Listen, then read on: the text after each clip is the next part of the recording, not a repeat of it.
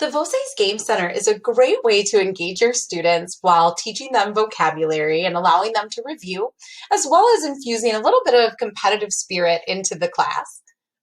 All of our games will be accessed through the video game controller icon in the top navigation bar. You'll see 5 games available.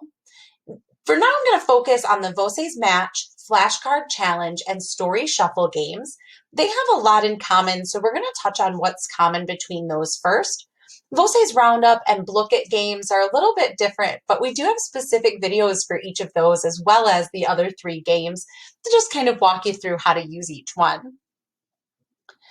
With the Match, Flashcard Challenge, or Story Shuffle games, we'll have some things that are true for all 3 of those games. For example, all 3 games will have the option to play either a single player or 2-player game. 2-player games are played on the same device by 2 students, so they'll both be able to track their scores. The students will be able to play together, but that does have to happen on the same device. Also, with those 3 games, you'll have the option to create your own custom sets. If I click here on Create Matching Sets, you'll see the option to create a new set as well as view those sets that I've created here. I can check that the sets are enabled for use. I want to make sure that says yes, and I can also edit the sets here as well. If I go back to the menu, I'll also be able to see the leaderboards, which show me my students and my class's leaderboard, as well as the global leaderboard. So you can see here I have 1 student, 21 clicks, 1 minute, 2 seconds. Just shows me the general score of my students and which class they're in. Again, back at the menu, we'll be able to view my results. And under my results, we'll see a little bit more information. If I choose to view the results from the last 10 days, I'll see all of my students listed here. It will show me how many tiles as well as the number of attempts it took the student to complete the game. And I'll be able to view the incorrect matches for the student. So a little bit more information here under my results.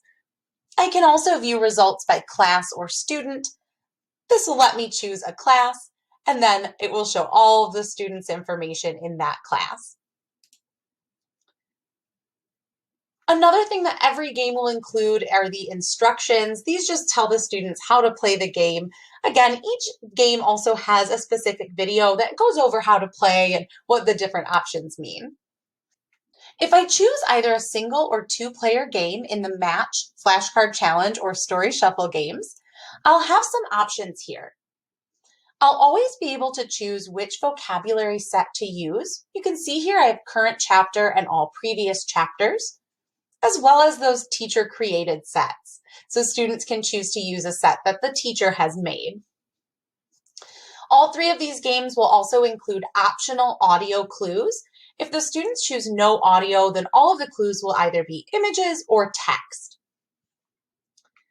Because I've only added 9 matches to this set, the students will only be able to play a 3x3 board. But if I choose all previous or current chapter, they'll have a couple of different sizes to choose from.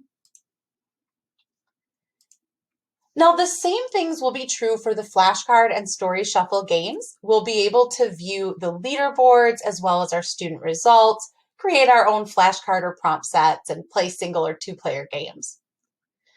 The major difference with the flashcard challenge is that students will be able to create their own practice set. This allows the students to create their own digital flashcards that they can then choose on either a 1-player or 2-player game. Now, the story shuffle game will have all those same options as well, although it will also have a story library available where students can search and read stories that their classmates have written. Another difference with story shuffle is that with my results, we'll actually be able to see the student's story as it was written, and we'll be able to approve it for the story library. When the stories are first turned in, they will say no, click to approve there. Now I've approved this story, I'm not able to unapprove it, but it is approved and searchable in the Voces story library. Now the other games that we have, the Voces Roundup and the Look It games, are a little bit different, as I mentioned. Look It, you'll need to have a free Look It account. So you would search for the vocabulary set or the game set and start the game at lookit.com. Then students will enter the game code here and they'll be able to play along on their own device. Voce's Roundup, we'll notice, has a green glow around it that lets us know that something is stuck in our PLV trap. So when we click on that game, it will automatically give us a phrase, letter, or vocabulary term, or PLV. And once we correctly guess that, we'll collect that vocabulary term in our bag of PLVs. Going back to the menu, we'll be able to view that bag of PLVs, see what we've collected in each chapter or unit. And we'll also be able to see the top collectors, so where we rank versus every student using that title, as well as where I rank versus my classmates.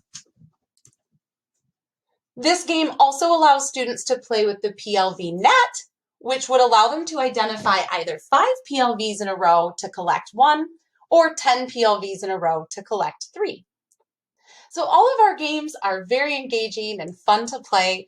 Of course, we do have instructions for every game, but if you have any questions about the games or how to use them, please don't ever hesitate to reach out to us using any of the options under the question mark icon within your account.